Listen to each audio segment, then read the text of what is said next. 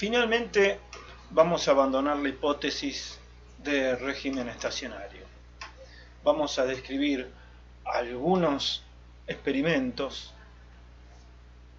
que no pueden justificarse con las leyes que hemos descrito hasta ahora. Estos experimentos son en régimen transitorio. Vamos a suponer que tenemos la siguiente configuración. De este lado, un circuito enteramente pasivo. Este es un galvanómetro.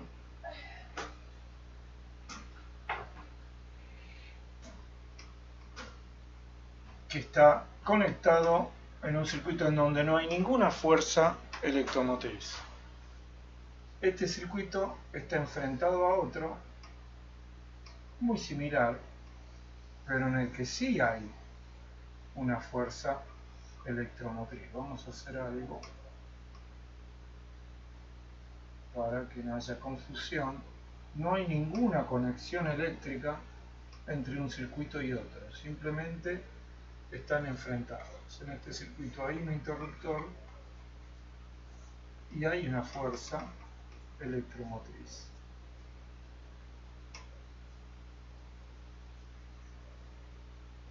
Estoy dibujando una espira en cada circuito, pero podría haber más de una. Estas dos espiras están enfrentadas. En este circuito hay una fuerza electromotriz y hay un interruptor. Por supuesto, en estas condiciones el galvanómetro no marca nada. No hay corriente ni en el circuito primario ni en el circuito secundario. Llamamos secundario a partir de este momento al circuito que es pasivo. ¿Qué es lo que ocurre?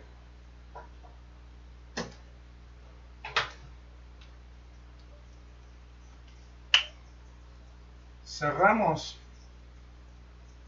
el interruptor y el galvanómetro deflecta y vuelve. Marca un pico, un pulso de corriente para luego volver a cero. Si en estas condiciones abrimos el interruptor, el galvanómetro marca un pico en sentido contrario y vuelve a cero. Primera experiencia.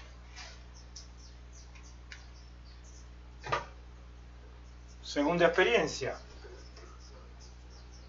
Cambiamos la orientación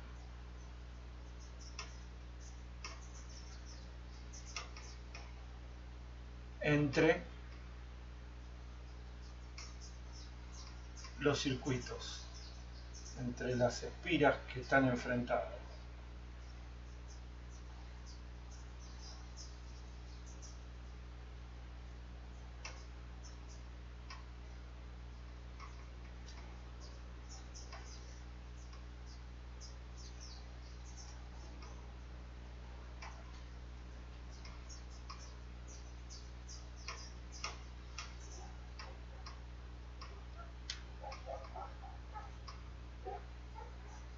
Cambiamos esta orientación.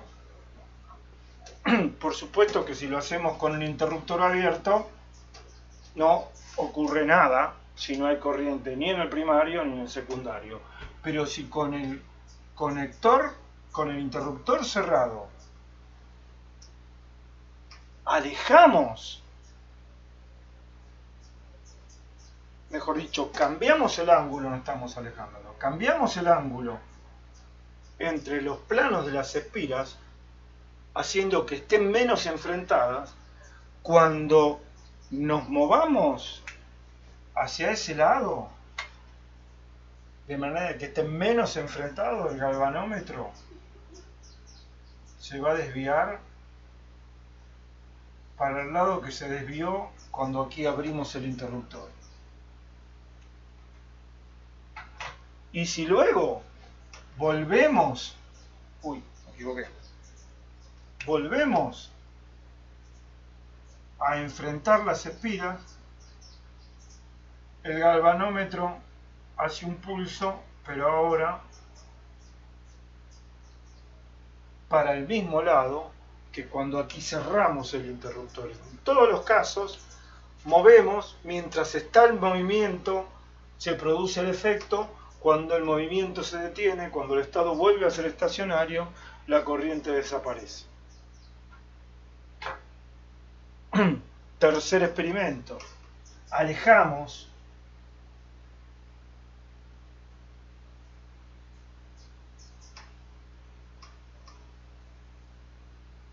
las espiras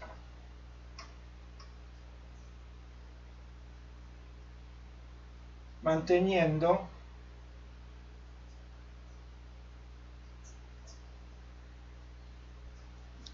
la orientación.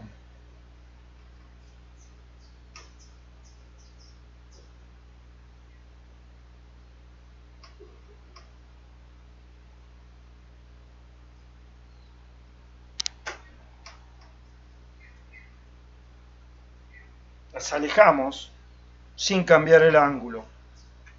Lo que ocurre es que cuando la alejamos, qué feo es este rojo, cuando la alejamos, este es mucho mejor,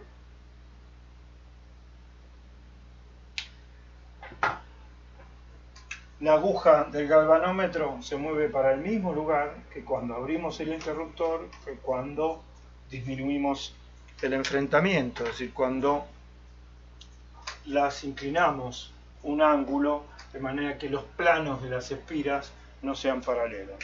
Cuando las acercamos, el efecto es el mismo que cuando cerramos el interruptor, que cuando volvemos a enfrentar.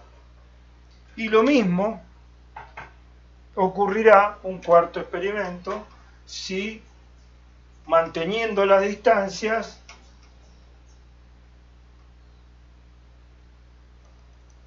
cambiamos el enfrentamiento entre los ejes de las espiras, es decir, si movemos una para arriba,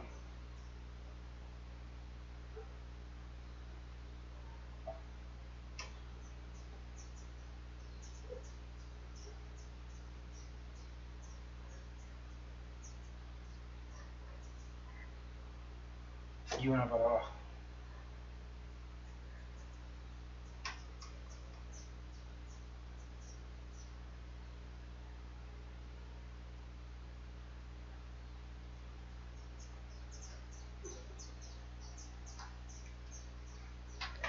Cuando las alejemos,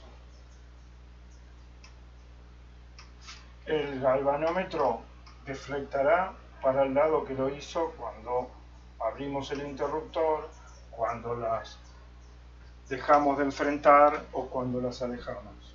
Cuando volvamos a alinear los ejes,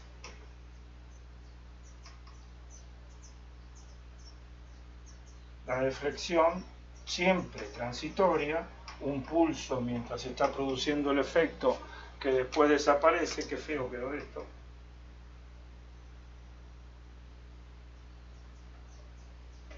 El efecto siempre transitorio ocurrirá de la manera que está indicado con los colores.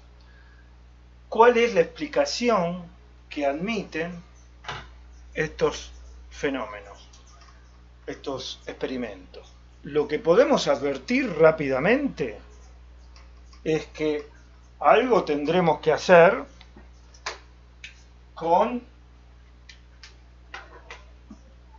la propiedad integral del campo electrostático expresada como